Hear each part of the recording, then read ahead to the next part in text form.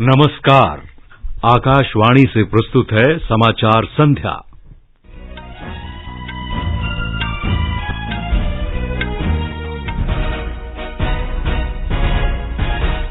मुख्य समाचार। केंद्रीय मंत्रिमंडल ने 2516 करोड़ रुपए की लागत की प्राथमिक कृषि ऋण समितियों के कंप्यूटरीकरण को मंजूरी दी। इससे 13 करोड़ लघु और सीमांत किसानों को होगा फायदा। आर्थिक मामलों की मंत्रिमंडलीय समिति ने स्वदेश में उत्पादित क्रूड ऑयल की बिक्री को नियंत्रण मुक्त करने को भी मंजूरी दी है। इससे सभी उत्पादक और अन्वेषण कंपनियों को खुले बाजार की सुविधा सुनिश्चित हो जाएगी। महाराष्ट्र के राज्यपाल भगत सिंह कोश्यारी ने विधानसभा में कल बहुमत परीक्षण कराने का दिया निर्देश। राष्ट्रीय अन्वेषण अभिकरण एनआईए ने कल राजस्थान के उदयपुर में हुई नृशंस हत्या के मामले की जांच संभाली। 47वीं जीएसटी परिषद की बैठक में जीएसटी दरों में परिवर्तन की सिफारिशें 18 जुलाई से होंगी लागू और उपराष्ट्रपति का चुनाव 6 अगस्त को। जम्मू कश्मीर के उपराज्यपाल मनोज सिन्हा ने आज सवेरे कड़ी सुरक्षा के बीच जम्मू के भगवती नगर आधार शिविर से अमरनाथ तीर्थयात्रियों के पहले जत्थे को रवाना कर दिया है। भारतीय अंतरिक्ष अनुसंधान संगठन इसरो श्रीहरिकोटा से कल शाम PSLV C-53 रॉकेट प्रक्षेपित करेगा और विंबलडन टेनिस प्रतियोगिता के सिंगल्स का मैच जारी। एंडी मरे और एमा राडुकानु अपने अपने वर्ग में दूसरे राउंड के मुकाबले खेलेंगे। समाचार संध्या में आनंद श्रीवास्तव के साथ मैं मुनीश शर्मा। देश के 75वें स्वाधीनता दिवस समारोहों के उपलक्ष्य में आजादी का अमृत महोत्सव के अंतर्गत सरकार अनेक गतिविधियों का आयोजन कर रही है। इस अवसर को जन उत्सव के रूप में मनाते हुए आकाशवाणी समाचार स्वाधीनता संग्राम और उसके गौरवशाली इतिहास पर विशेष प्रश्नोत्तरी कार्यक्रम प्रसारित कर रहा है। कल अमृत महोत्सव क्विज का प्रश्न था, किस नेता ने समाचार पत्र मूक नायक, जनता और समता का प्रकाशन शुरू किया था? इस प्रश्न का सही उत्तर है डॉक्टर बाबा साहेब आम्बेडकर। आकाशवाणी समाचार को दुनिया भर के श्रोताओं से इस प्रश्न का उत्तर मिला। भाग्यशाली विजेता हैं केरल में मल्लपुरम जिले के अब्दुल मजीद ईके। नमस्कार, मेरा नाम अब्दुल मजीद है। मैं केरला से मलप्पुरम जिला से बोल रहा हूँ। मैं 20 साल से आकाशवाणी का दूरसंचार भाषण सुन रहा हूँ। इस प्रतियोगिता में मैं विजयी होने के नाते बहुत खुश है। धन्यवाद। अमृत महोत्सव क्विज का अगला प्रश्न सोमवार 4 जुलाई को पूछा जाएगा। आजादी के 75 वर्षों का पर्व अमृत महोत्सव के पावन अवसर पर आकाशवाणी समाचार लेकर आया है अमृत महोत्सव क्विज।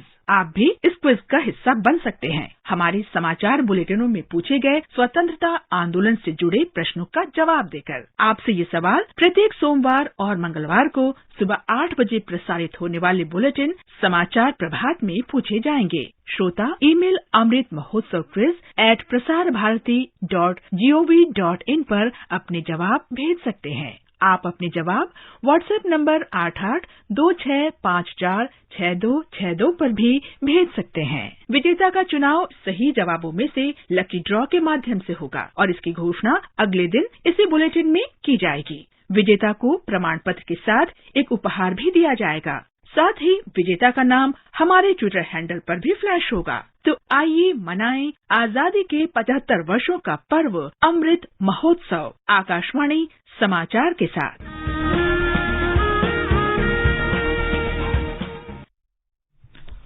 और अब विस्तार से समाचार। केंद्रीय मंत्रिमंडल ने प्राथमिक कृषि ऋण समितियों के कंप्यूटरीकरण को अपनी मंजूरी दे दी है। सूचना और प्रसारण मंत्री अनुराग ठाकुर ने नई दिल्ली में संवाददाताओं को बताया कि इससे 13 करोड़ किसानों को फायदा होगा। देश की 63,000 प्राइमरी एग्रीकल्चर क्रेडिट सोसाइटीज को कंप्यूटरीकरण की यानी कि कंप्यूटराइजेशन की मंजूरी दे दी गई है, जिसका उद्देश्य पैक्स की दक्षता बढ़ाना, उनके संचालन में पारदर्शिता और जवाबदेही को लाना और पैक्स को अपने व्यवसाय में विविधता लाने और कई गतिविधियां और सेवाओं को शुरू करने की सुविधा प्रदान करने की सहायता भी मिलेगी। जो खर्च होगा वो लगभग 2,516 करोड़ रुपए खर्च होगा, जिसमें से भारत सरकार 1,528 करोड़ रुपए खर्च करेगी। लगभग 13 करोड़ किसान इन समितियों के सदस्य हैं। देश के ग्रामीण विकास में इनकी भूमिका महत्वपूर्ण है। देश में सभी संस्थाओं द्वारा दिए जाने वाले किसान क्रेडिट कार्ड ऋण का 41% यही समितियां देती हैं। 95% क्रेडिट कार्ड ऋण इन समितियों के माध्यम से लघु और मध्यम किसानों को दिए जाते हैं।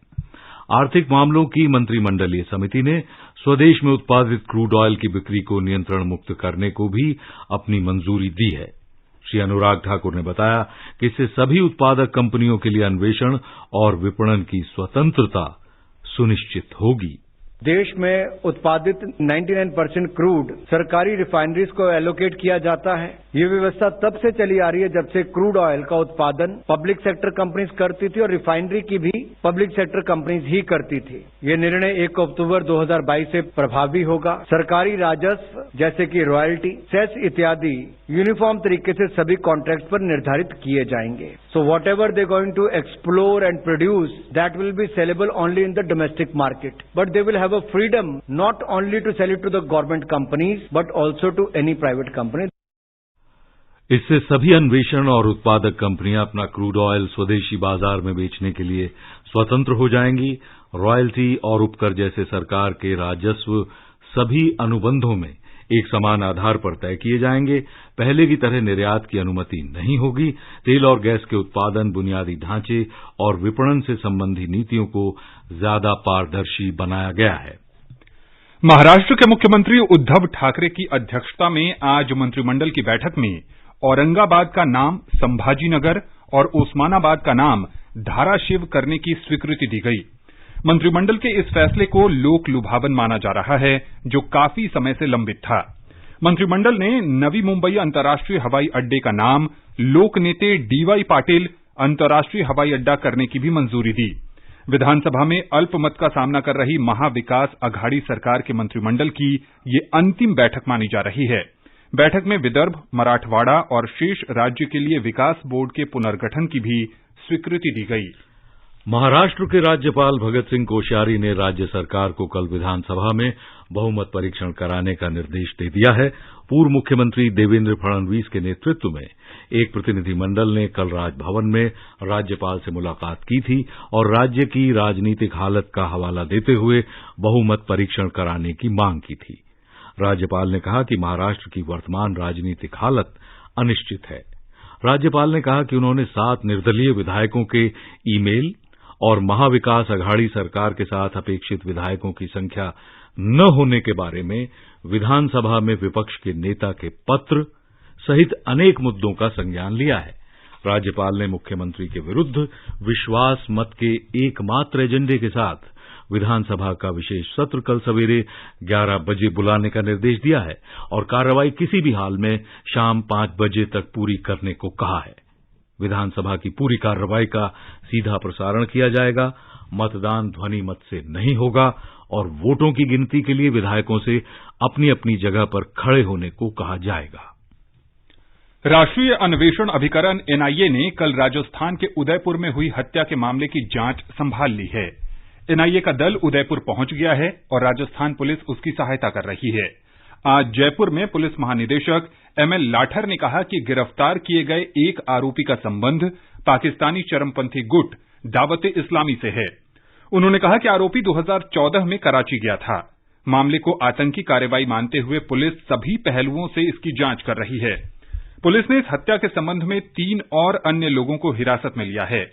हमारे संवाददाता ने बताया है कि हालात को देखते हुए पुलिस विशेष सतर्कता बरत रही है।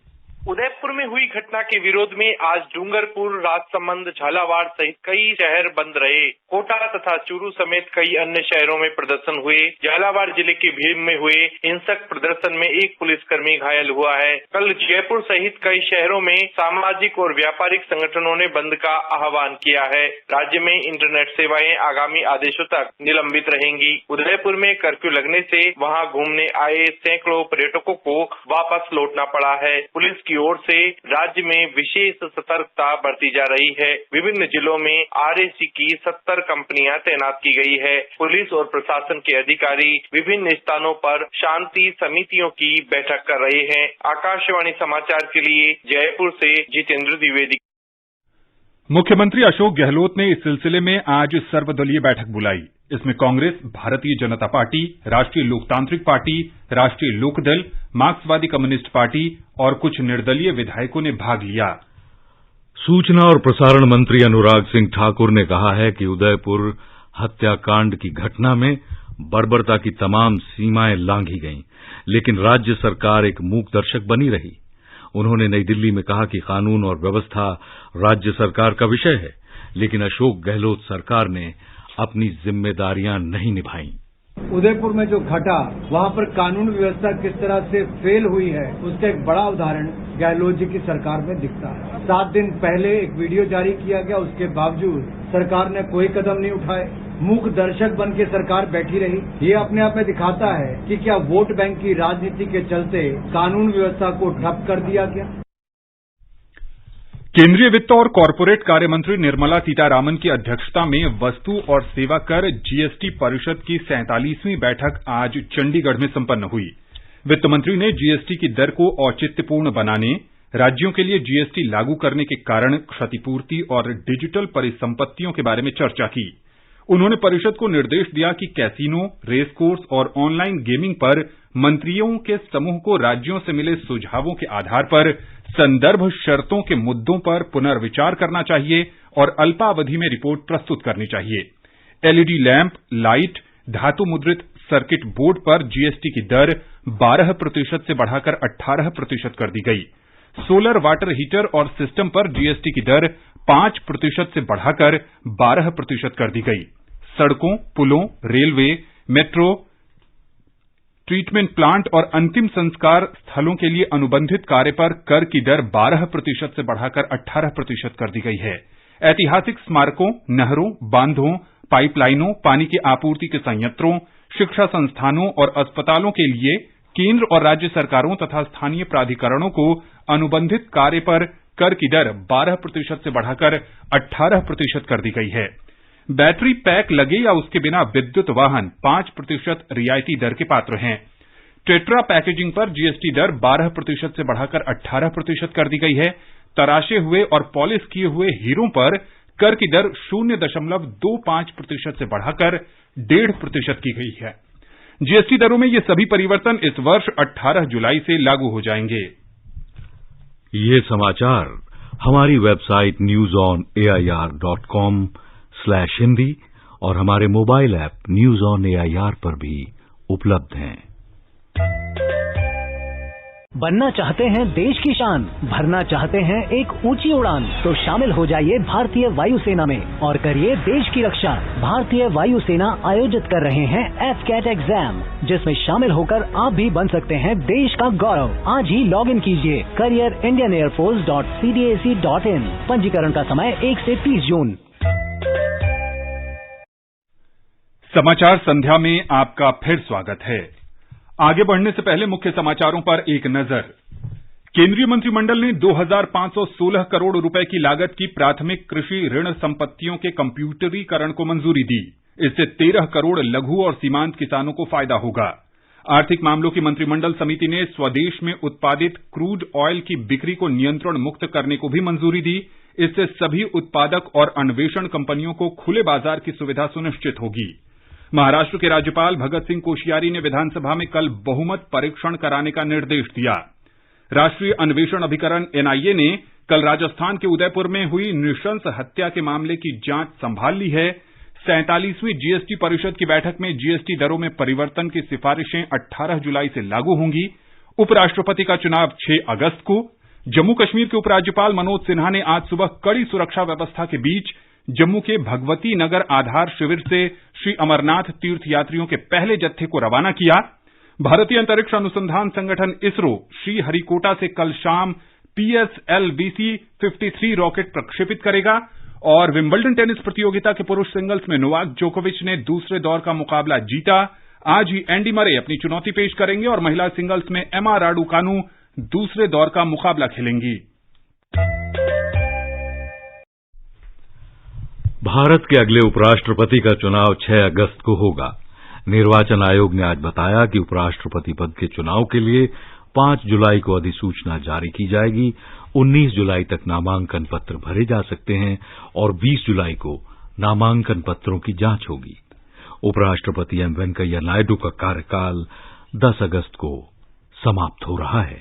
एक रिपोर्ट। उपराष्ट्रपति का चुनाव संसद के दोनों सदनों के सदस्यों से मिलकर बनने वाले निर्वाचक मंडल यानी इलेक्टोरल कॉलेज के जरिए आनुपातिक प्रतिनिधित्व पद्धति से होता है। उपराष्ट्रपति चुनाव में केवल लोकसभा और राज्यसभा के सांसद ही वोट डाल सकते हैं। इस बार के उपराष्ट्रपति चुनाव में राज्यसभा के चुने हुए 233 सदस्य और 12 मनोनीत सदस्यों के अलावा लोकसभा के 543 चुने हुए सदस्य वोट डालेंगे। इलेक्टोरल कॉलेज में संसद के दोनों सदनों के कुल 788 सदस्य हैं। कि सभी निर्वाचक संसद के दोनों सदनों के सदस्य हैं, इसीलिए प्रत्येक संसद सदस्य के मत का मूल्य 1 होगा। मौजूदा उपराष्ट्रपति एम वेंकैया नायडू का कार्यकाल 10 अगस्त को खत्म हो रहा है। अनुपम मिश्र, आकाशवाणी समाचार, दिल्ली। केंद्रीय सड़क परिवहन और राजमार्ग मंत्रालय ने जम्मू कश्मीर में 2 सड़क परियोजनाओं के लिए 3,397 करोड़ रुपए के बजट को मंजूरी प्रदान की है। इसके तहत राष्ट्रीय राजमार्ग 44 पर कुंजवानी से सिधरा के बीच 4 से 6 लेन वाले एक्सप्रेस वे और दोमेल से कटरा खंड के बीच सड़क विकास कार्य के लिए 2,574 करोड़ 47 लाख रुपए के बजट को मंजूरी दी गई है। बर्फ से ढके पहाड़, हवा के साथ झूमते चीड़ चिनार, झीलों पर तैरते शिकारे, हरी भरी घाटियों के दिलकश नजारे। आकाशवाणी समाचार आपके लिए लेकर आया है जम्मू कश्मीर विशेष श्रृंखला एक नई सुबह। हम बात करते हैं विकास की, निवेश की, पर्यटन की, संस्कृति की और रोज हो रहे बदलावों की। FM गोल्ड पर सुनिए हर शुक्रवार रात 9:15 पर आकाशवाणी समाचार की विशेष प्रस्तुति जम्मू कश्मीर एक नई सुबह।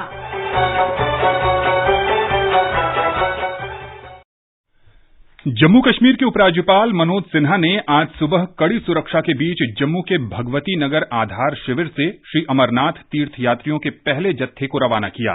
43 दिन की वार्षिक अमरनाथ यात्रा कल से कश्मीर घाटी में पहलगाम और बालतल से शुरू हो रही है। भोले शंकर का लेके नाम, भोले शंकर का लेके नाम, चलो चले अमरनाथ शिवधाम।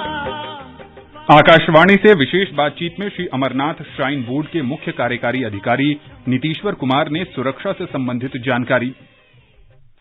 सुरक्षा के दृष्टिकोण से और यात्रियों के सहूलियत के दृष्टिकोण से हमने इस बार एक RFID टैग शुरू किया है। RFID टैग देने से एक तो यात्री को हम ट्रैक कर पाएंगे और इसके अलावा किस सेगमेंट में कितने लोग हैं, रुकने की व्यवस्था में कितने लोगों को ले जाना है, कितने लोग किस स्ट्रेच को पार किए, कौन लोग उससे पहले हैं, कौन लोग उसके बाद हैं, ये कई सारी सुविधाएं हमें मिलेंगी। दूसरी जो RFID टैग है वो जो पिट्ठू वाले हैं उनको भी दे रहे हैं। यात्रियों का जो इंश्योरेंस है वो भी हमने बढ़ा के 3 लाख से 5 लाख रुपए किया है और पहले जो घोड़ा था वो इंश्योरेंस सिर्फ 3 महीने के लिए होता था, इस बार हमने पूरे साल के लिए किया है। एक्सीडेंटल हो या नेचुरल डेथ हो तो दोनों परिस्थितियों में हम उन्हें 50,000 रुपया इंश्योरेंस देंगे। भारतीय अंतरिक्ष अनुसंधान संगठन इसरो कल शाम 6 बजे PSLV C-53 रॉकेट का प्रक्षेपण करेगा। ये रॉकेट सिंगापुर के 3 उपग्रहों को अपने साथ लेकर जाएगा। इसे श्रीहरिकोटा के सतीश धवन अंतरिक्ष केंद्र के दूसरे लॉन्च पैड से प्रक्षेपित किया जाएगा। प्रक्षेपण से 25 घंटे पहले की उल्टी गिनती आज शाम 5 बजे से शुरू हो गई है। PSLV C-53 अंतरिक्ष विभाग के तहत नवगठित सार्वजनिक इकाई न्यू स्पेस इंडिया लिमिटेड का दूसरा समर्पित वाणिज्यिक मिशन है। आजादी का अमृत महोत्सव के अंतर्गत आइए अब सुनते हैं आकाशवाणी की विशेष प्रस्तुति आजादी का सफर। आजादी का अमृत महोत्सव।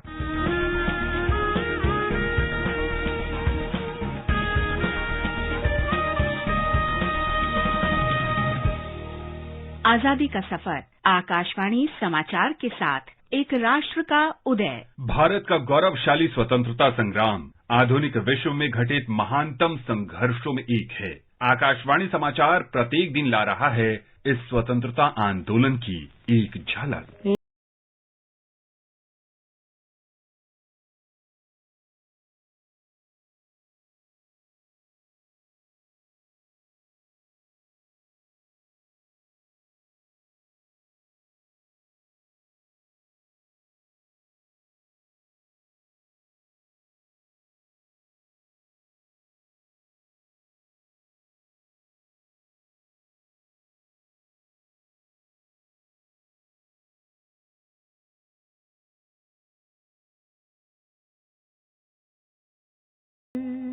आज की कड़ी में हम क्रांतिकारी स्वतंत्रता सेनानी राजेंद्र नाथ लाहिड़ी को श्रद्धा सुमन अर्पित कर रहे हैं। इनका जन्म 29 जून 1901 को वर्तमान बांग्लादेश के पबना में हुआ था। लाहिड़ी ने अशफाक उल्लाह खां, राम प्रसाद बिस्मिल और रोशन सिंह ठाकुर के साथ मशहूर काकोरी षड्यंत्र में भाग लिया था।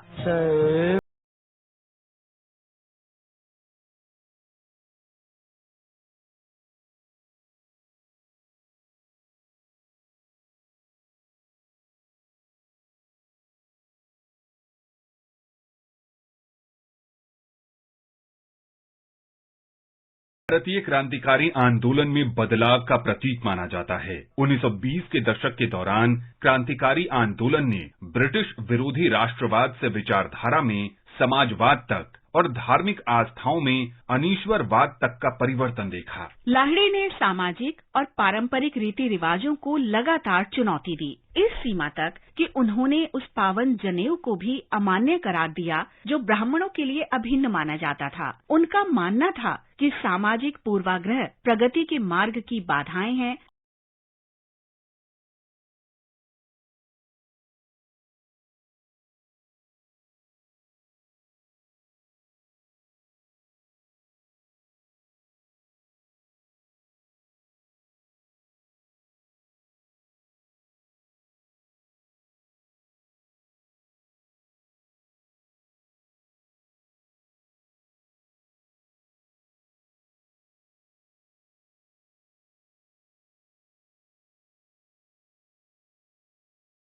रविंद्रनाथ लाहिड़ी का परिचय विख्यात क्रांतिकारी सचिंद्रनाथ सान्याल से हुआ। लाहिड़ी में आजादी की चिंगारी और ललक देखकर सान्याल ने उन्हें बंगवाणी पत्रिका का संपादक तथा अनुशीलन समिति की वाराणसी शाखा का समन्वयक और शस्त्र प्रभारी बना दिया। सान्याल की प्रेरणा से लाहिड़ी हिंदुस्तान रिपब्लिकन एसोसिएशन के सदस्य बन गए।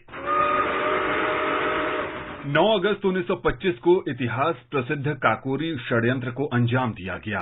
राजेंद्र नाथ लाहिड़ी ने राम प्रसाद बिस्मिल, अशफाक उल्लाह खां और ठाकुर रोशन सिंह के साथ मिलकर सरकारी खजाना लेकर जा रही ट्रेन को लखनऊ के निकट लूट लिया। लाहिड़ी ने दूसरी श्रेणी के डिब्बे में चेन खींचकर ट्रेन को रोका। काम पूरा हो जाने पर लाहिड़ी और अन्य क्रांतिकारी अलग अलग स्थानों में तितर बितर हो गए।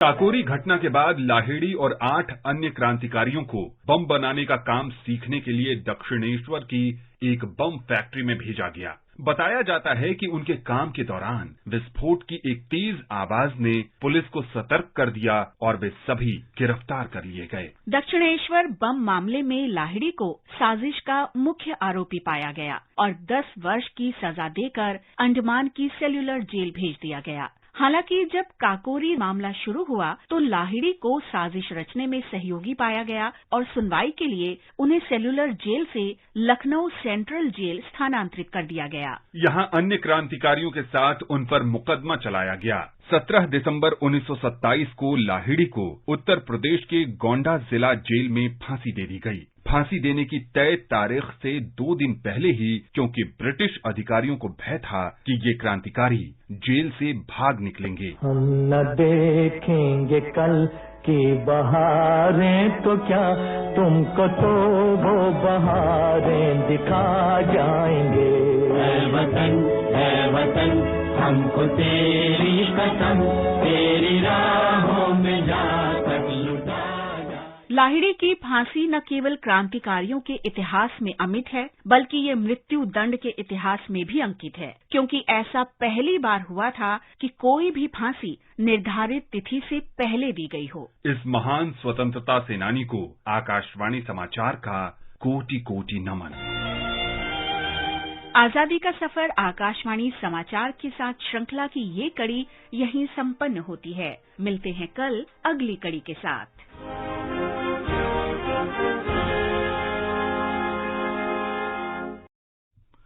केंद्र शासित प्रदेश जम्मू कश्मीर में सुरक्षा बलों ने आज शाम एक मुठभेड़ में 2 आतंकवादियों को मार गिराया। आतंकियों की मौजूदगी की खुफिया जानकारी मिलने के बाद सुरक्षा बलों ने एक संयुक्त अभियान के तहत इस मुठभेड़ को अंजाम दिया। ब्यौरे की अभी प्रतीक्षा है। विंबलडन टेनिस टूर्नामेंट के पुरुष सिंगल्स में सर्बिया के नोवाक जोकोविच ऑस्ट्रेलिया के थनासी कोकिनाकिस को 6-1, 6-4, 6-2 से हराकर तीसरे दौर में पहुंच गए हैं। आज ही पुरुष सिंगल्स में एंडी मरे का मुकाबला जॉन इस्नर से होगा। वहीं महिला सिंगल्स में आज दूसरे दौर के मुकाबले में एमा राडुकानु और एंजेलिक कर्बर अपनी अपनी चुनौती पेश करेंगी। पीवी सिंधु और Parupalli Kashyap Malaysia open badminton tournament के अगले दौर में पहुंच गए हैं। वहीं साइना नेहवाल को हार का सामना करना पड़ा है। अगले दौर में कल सिंधु का सामना थाईलैंड की पिटियापोर्न चायवान से और कश्यप का सामना थाईलैंड के कुनलावुत विदितसरान से होगा। वहीं एचएस प्रणॉय चीनी ताइपे के चाउ तिन चेन के साथ खेलेंगे। कल ही पुरुष डबल्स में सात्विक साईराज रंकी रेड्डी और चिराग शेट्टी की जोड़ी का सामना मलेशिया की इज्जुद्दीन और सजे फेई की जोड़ी से होगा। और अब मौसम का पूर्वानुमान। राष्ट्रीय राजधानी दिल्ली में सामान्य तौर पर बादल छाए रहने के साथ मध्यम बारिश की संभावना।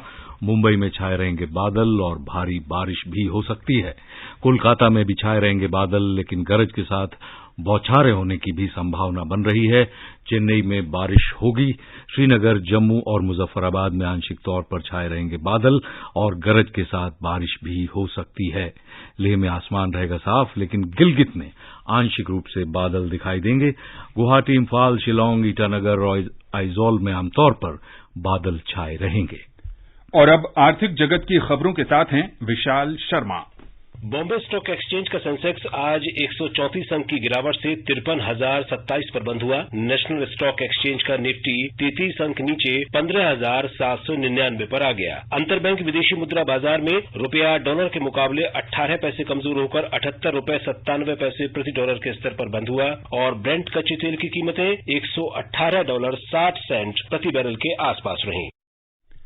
ये समाचार आकाशवाणी से प्रसारित किए जा रहे हैं। ताजा समाचार जानने के लिए आप हमारे Twitter handle @AIR News Hindi को फॉलो कर सकते हैं। ये आकाशवाणी है। आज सांख्यिकी दिवस है। जाने माने सांख्यिकीविद प्रोफेसर प्रशांत चंद्र महालनोबिस की जयंती को सांख्यिकी दिवस के रूप में मनाया जाता है। बिहार में असदुद्दीन ओवैसी के नेतृत्व वाली ऑल इंडिया मजलिसे इत्तेहाद अल मुसलमीन के 4 विधायक आज राष्ट्रीय जनता दल आरजेडी में शामिल हो गए। इनके नाम हैं मोहम्मद शाहनवाज आलम, मोहम्मद अंजार नईमी, मोहम्मद इजहार आसिफ और सैयद रकनुद्दीन अहमद। इसके साथ ही आरजेडी 80 विधायकों के साथ राज्य विधानसभा में सबसे बड़ी पार्टी हो गई है। उसके बाद 77 विधायकों के साथ भाजपा का स्थान है। और अंत में इस बुलेटिन के मुख्य समाचार एक बार फिर। केंद्रीय मंत्रिमंडल ने 2,516 करोड़ रुपए लागत की प्राथमिक कृषि ऋण समितियों के कंप्यूटरीकरण को अपनी मंजूरी दे दी है। इससे 13 करोड़ लघु और सीमांत किसानों को होगा फायदा। आर्थिक मामलों की मंत्रिमंडलीय समिति ने स्वदेश में उत्पादित क्रूड ऑयल बिक्री को नियंत्रण मुक्त करने को भी मंजूरी दी है। इससे सभी उत्पादक और अन्वेषण कंपनियों को खुले बाजार की सुविधा मिल जाएगी। महाराष्ट्र के राज्यपाल भगत सिंह कोश्यारी ने विधानसभा में कल बहुमत परीक्षण कराने का निर्देश दे दिया है। राष्ट्रीय अन्वेषण अभिकरण एनआईए ने कल राजस्थान के उदयपुर में हुई नृशंस हत्या के मामले की जांच अपने हाथों में ली है। 47वीं जीएसटी परिषद की बैठक में जीएसटी दरों में परिवर्तन की सिफारिशें 18 जुलाई से लागू हो जाएंगी। उपराष्ट्रपति का चुनाव होगा 6 अगस्त को। जम्मू कश्मीर के उपराज्यपाल मनोज सिन्हा ने आज सवेरे कड़ी सुरक्षा के बीच जम्मू के भगवती नगर आधार शिविर से अमरनाथ तीर्थयात्रियों के पहले जत्थे को रवाना किया। भारतीय अंतरिक्ष अनुसंधान संगठन श्रीहरिकोटा से कल शाम PSLV C-53 रॉकेट को प्रक्षेपित करेगा और विंबलडन टेनिस प्रतियोगिता के पुरुष सिंगल्स में नोवाक जोकोविच ने दूसरे दौर का मुकाबला जीत लिया है। और इसके साथ ही समाचार संध्या का ये अंक समाप्त हुआ। नमस्कार।